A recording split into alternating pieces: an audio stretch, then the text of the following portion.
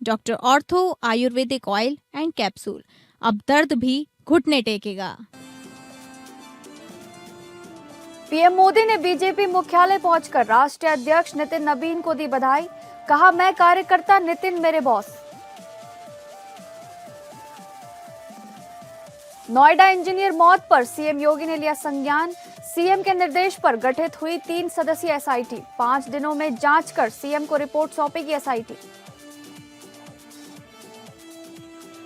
प्रयागराज माघ मेला प्रशासन ने भेजा ज्योतिष पीठ के शंकराचार्य को नोटिस।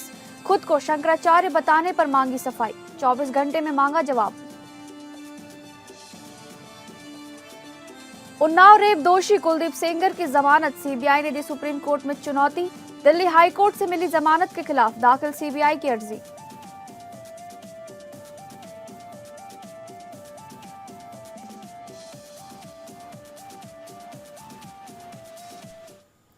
नमस्कार, आप सभी का स्वागत है टॉप अपडेट में। मैं हूं आपके साथ शालिनी राणा।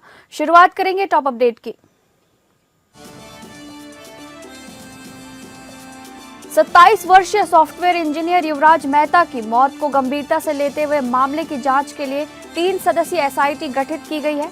मेरठ मंडलायुक्त की अगुवाई वाली ये टीम 5 दिन के भीतर अपनी रिपोर्ट मुख्यमंत्री को सौंपेगी। एसआईटी में एडीजी जोन मेरठ और पीडब्ल्यूडी के चीफ इंजीनियर को भी शामिल किया गया है। कार्रवाई के तहत नोएडा अथॉरिटी के सीईओ एम लोकेश को पद से हटा दिया गया है। वहीं लापरवाही बरतने पर ट्रैफिक सेल के जेई नवीन कुमार को बर्खास्त किया गया है और अन्य अधिकारियों को नोटिस जारी हुए हैं। सरकार ने डेवलपर और साइट की सुरक्षा व्यवस्था की भी विस्तृत जांच के निर्देश दिए हैं।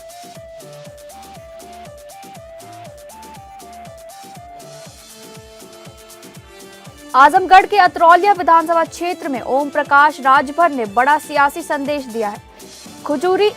खजूरी के बड़े मैदान में राष्ट्रीय सुहेलदेव सेना के भव्य कार्यक्रम में हजारों युवा जुटे और जय सुहेलदेव के नारे गूंजे। कार्यक्रम में कैबिनेट मंत्री ओम प्रकाश राजभर ने सुहेलदेव सेना के सदस्यों को पीला डंडा सौंपते हुए कहा कि ये हथियार नहीं बल्कि अनुशासन और संगठन का प्रतीक है। राजभर ने युवाओं को शिक्षा, शारीरिक प्रशिक्षण और सही करियर मार्गदर्शन का महत्व समझाया। उन्होंने कहा कि सेना के जरिए बच्चों को सिपाही, डॉक्टर और इंजीनियर बनने की सही तैयारी कराई जा रही है। मंच से राजभर ने समाजवादी पार्टी पर भी निशाना साधते हुए 2047 तक एनडीए की सरकार रहने का दावा किया। राजनीतिक जानकार इसे 2027 विधानसभा चुनाव से पहले पूर्वांचल में शक्ति प्रदर्शन और विपक्ष को सीधा संदेश मान रहे हैं।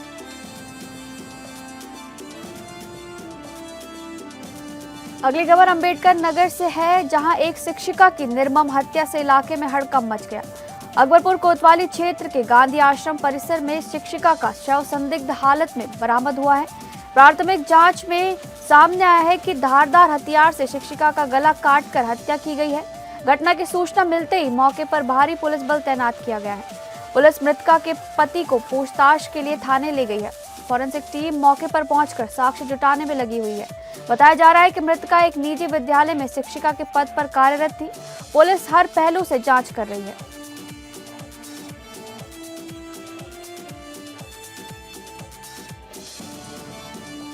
थाना कुर्रा क्षेत्र के ग्राम सिया खुर्द से इस वक्त एक सनसनीखेज मामला सामने आ रहा है। खेत पर पानी लगाने गए एक किसान की संदिग्ध परिस्थितियों में जलकर मौत हो गई। काफी देर तक घर न लौटने पर परिजनों ने खेत पर जाकर देखा, जहां किसान का जला हुआ शव बरामद हुआ। घटना के बाद परिवारजनों ने हत्या की आशंका जताते हुए गंभीर आरोप लगाए हैं। सूचना मिलते ही पुलिस मौके पर पहुंची और शव को कब्जे में लेकर पोस्टमार्टम के लिए भेज दिया गया। मामले की गंभीरता को देखते हुए पुलिस के उच्च अधिकारी भी घटनास्थल पर पहुंचे और मुआयना किया। फिलहाल पुलिस सभी पहलुओं को ध्यान में रखते हुए मामले की गहनता से जांच कर रही है।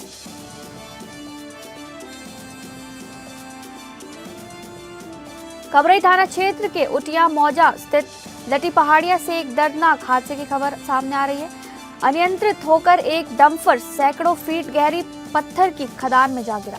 खदान में पानी भरा होने के कारण डंपर चालक की मौके पर ही डूबकर मौत हो गई। डंपर समेत चालक के खदान में गिरते ही इलाके में हड़कंप मच गया। बंद पड़ी खदान में हादसे की सूचना मिलते ही बड़ी संख्या में ग्रामीण मौके पर पहुंच गए। घटना की जानकारी मिलते ही थाना पुलिस और दमकल विभाग की टीम रेस्क्यू में जुट गई। फिलहाल पुलिस द्वारा आगे की कार्रवाई और जांच की जा रही है।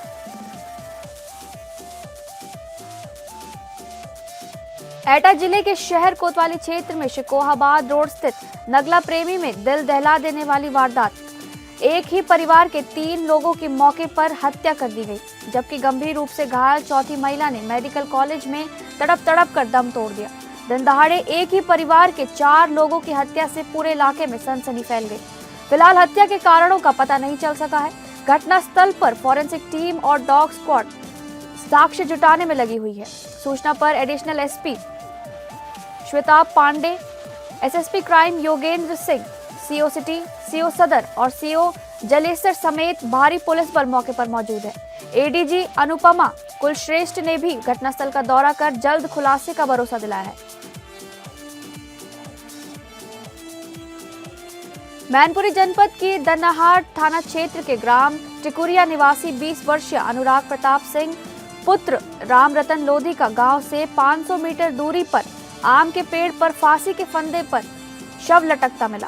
पहले तो रात के अंधेरे के चलते पता नहीं चल सका कि कौन युवक है, लेकिन रात 11 बजे शव लटके होने की जानकारी पाकर दन्नाहाट थाना प्रभारी पुलिस बल के साथ पहुंचे। शव को उतरवाया गया और शव की पहचान अनुराग के रूप में हुई। युवक की मौत से परिजनों में कोहराम मच गया है। पुलिस ने मौत का कारण जानने के लिए शव को पोस्टमार्टम के लिए भेज दिया है। बताया जा रहा है कि युवक की शादी नहीं हुई थी और युवक मेहनत मजदूरी कर परिवार का पालन पोषण करता था। धनकौर थाना क्षेत्र के महमदपुर गुज्जर गांव में जहरीला पानी पीने से बड़ी संख्या में भेड़ों की मौत का मामला सामने आया है। दूषित पानी पीते ही भेड़ों की हालत अचानक बिगड़ गई, जिसमें 25 भेड़ों की मौके पर ही मौत हो गई। वहीं 50 से अधिक भेड़ें गंभीर हालत में हैं, जिनका इलाज किया जा रहा है। बताया जा रहा है कि पास ही के एक फैक्ट्री से दूषित पानी बहकर बाहर आ रहा था। सूचना मिलते ही पुलिस और स्वास्थ्य विभाग की टीम मौके पर पहुंची। स्वास्थ्य विभाग ने पानी के सैंपल जांच के लिए हैं और संबंधित फैक्ट्री को सील कर दिया है। मामले में फैक्ट्री से जुड़े कई लोगों को हिरासत में लेकर पूछताछ की जा रही है। मेरठ बुलंदशहर नेशनल हाईवे 334 पर गुलावटी कोतवाली क्षेत्र के चढ़ावा गांव के पास भीषण सड़क हादसा हो गया। तेज रफ्तार कार अनियंत्रित होकर पहले डिवाइडर से टकराई और फिर सामने से आ रहे ट्रक की चपेट में आ गई। हादसे में कार सवार 3 युवकों की मौके पर ही दर्दनाक मौत हो गई।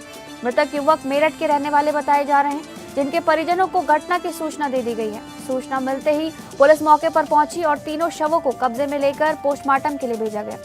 हादसे में क्षतिग्रस्त वाहनों को हाईवे से हटाकर किनारे किया गया। इसके बाद NH 334 पर यातायात को सुचारू रूप से चालू कर दिया गया।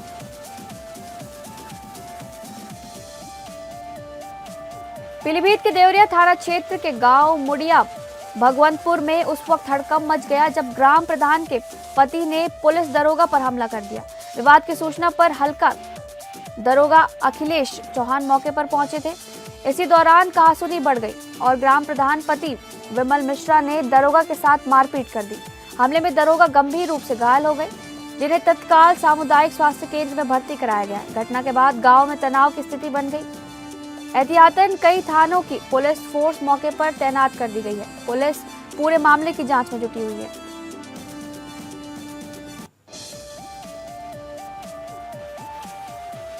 अमरोहा के गजरौला में पूर्व सभासद संजय अग्रवाल और भाजपा नेता रोहित शर्मा के बीच हुई मारपीट का लाइव वीडियो सोशल मीडिया पर वायरल हो रहा है। दोनों नेता गजरौला कोतवाली क्षेत्र के इंदिरा चौक स्थित एक रेस्टोरेंट पर पहुंचे थे। पुराने विवाद को लेकर पहले कहासुनी हुई, जो देखते ही देखते हाथापाई में बदल गई। आरोप है कि भाजपा नेता रोहित शर्मा ने पूर्व सभासद के गाल पर चाटा मारा। इसके बाद गुस्साए संजय अग्रवाल ने रेस्टोरेंट में रखा गर्म फ्राई पैन उठाकर रोहित शर्मा के सिर पर मारा। दोनों के बीच जमकर मारपीट हुई, जिसे आसपास मौजूद लोगों ने बीच बचाव कर शांत कराया। घटना से इलाके में सनसनी फैल गई और पुलिस मामले की जांच में जुटी हुई है। डिडौली के नेशनल हाईवे 9 पर एक दर्दनाक सड़क हादसे ने इलाके में हड़कंप मचा दिया। पीछे से तेज रफ्तार कार ने बाइक को जोरदार टक्कर मार दी, जिससे बाइक सवार किशोर की मौके पर ही मौत हो गई। हादसे में बाइक पर सवार दूसरा युवक गंभीर रूप से घायल बताया जा रहा है, जिसे अस्पताल में भर्ती कराया गया है। टक्कर के बाद अनियंत्रित कार डिवाइडर से टकराकर पलट गई। हादसे के चलते हाईवे पर लंबा जाम लग गया और यातायात घंटों तक बाधित रहा। प्राथमिक जांच में तेज रफ्तार और लापरवाही को हादसे की मुख्य वजह माना जा रहा है। पुलिस ने मौके पर पहुंचकर मृतक के शव को कब्जे में लेकर पोस्टमार्टम के लिए भेज दिया।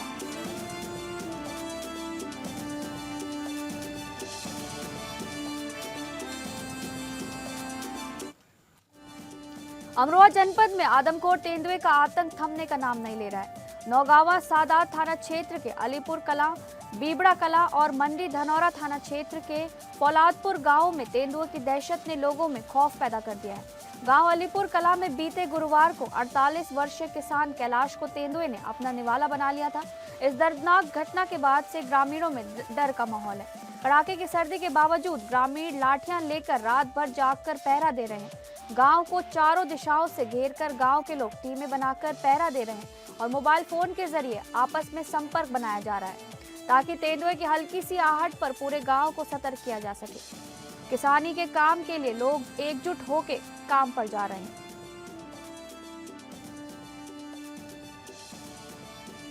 अयोध्या नगर निगम में आउटसोर्सिंग के माध्यम से कार्यरत कर्मचारियों ने अपनी विभिन्न मांगों को लेकर प्रदर्शन किया। कर्मचारियों ने एकजुट होकर नगर निगम परिसर में नारेबाजी की और नगर आयुक्त को ज्ञापन सौंपा। महानगर अध्यक्ष विनय बागमार ने बताया कि कर्मचारियों की प्रमुख मांगों में समय पर वेतन भुगतान, मानदेय में वृद्धि, कार्यस्थल पर सुरक्षा और स्थायीकरण की प्रक्रिया शामिल है। उन्होंने कहा कि लंबे समय से कर्मचारियों की समस्याओं को अनदेखा किया जा रहा है। नगर आयुक्त से मांगों पर शीघ्र सकारात्मक कार्रवाई करने का आग्रह किया गया है।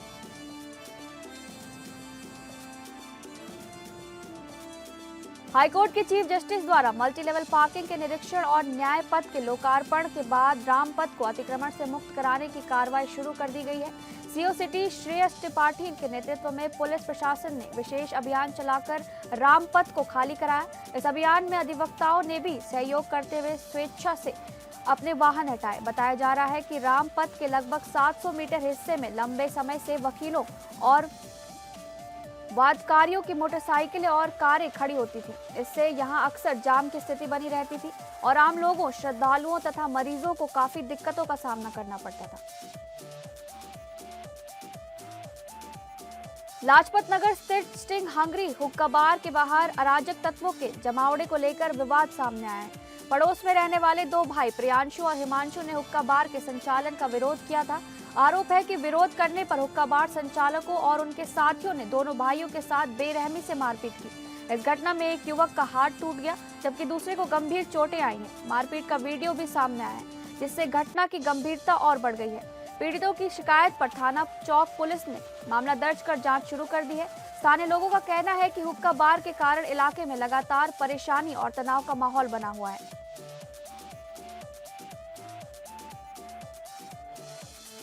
कानपुर के रावतपुर थाना क्षेत्र में देर रात दबंगों द्वारा एक ऑटो में आग लगाने का सनसनीखेज मामला सामने आया है। घटना 8 जनवरी की रात करीब 3 बजे की बताई जा रही है, जब घर के बाहर खड़ी ऑटो को आग के हवाले कर आरोपी फरार हो गए।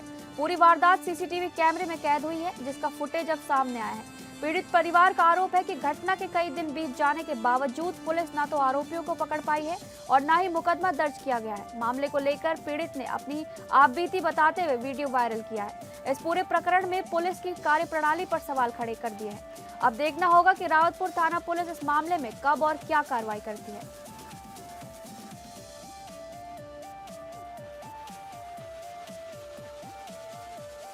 सोमवार देर रात बाराबंकी जिले के रामनगर थाना क्षेत्र में एक बड़ा सड़क हादसा होते होते टल गया, जब इलाहाबाद मेला से लौट रही यात्रियों से भरी एक बस बहरमपुर चौकी क्षेत्र अंतर्गत सरसवा गांव के पास अनियंत्रित होकर सड़क किनारे पलट गई। बस में करीब 40 यात्री सवार बताए जा रहे थे। हादसे के बाद मौके पर अफरा तफरी मच गई। यात्रियों की चीख पुकार सुनकर आसपास के ग्रामीण दौड़ पड़े और राहत कार्य में जुट गए। दुर्घटना में कई यात्रियों को चोटें आई हैं, जिनमें 4 की हालत गंभीर बताई जा रही है। गनीमत ये रही कि बस सड़क किनारे ही पलट गई और पास में मौजूद गहरे गड्ढे में नहीं गिरी, जिससे एक बड़ी जनहानि टल गई।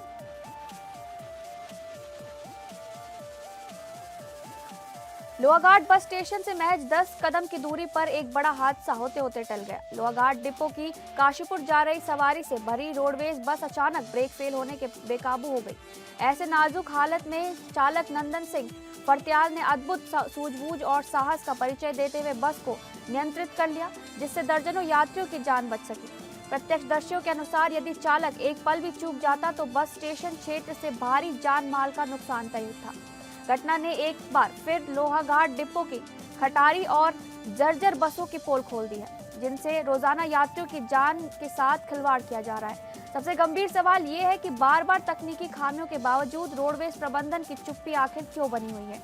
क्या किसी बड़े हादसे का इंतजार किया जा रहा है? यात्रियों में घटना के बाद भारी आक्रोश है और वे खटारा बसों को तत्काल हटाने और जिम्मेदार अधिकारियों पर कार्रवाई की मांग कर रहे हैं।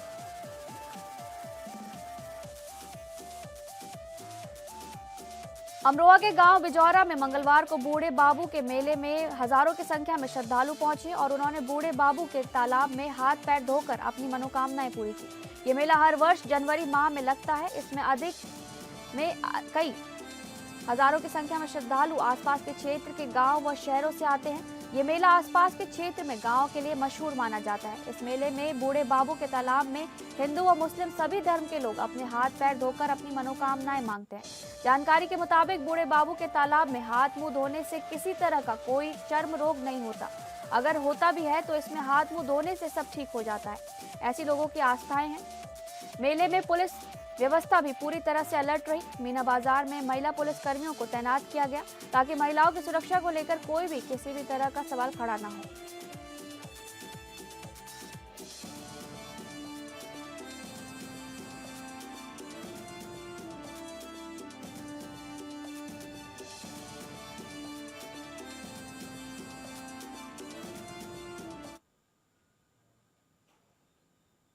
फिलहाल टॉप अपडेट में बस इतना ही। नमस्कार।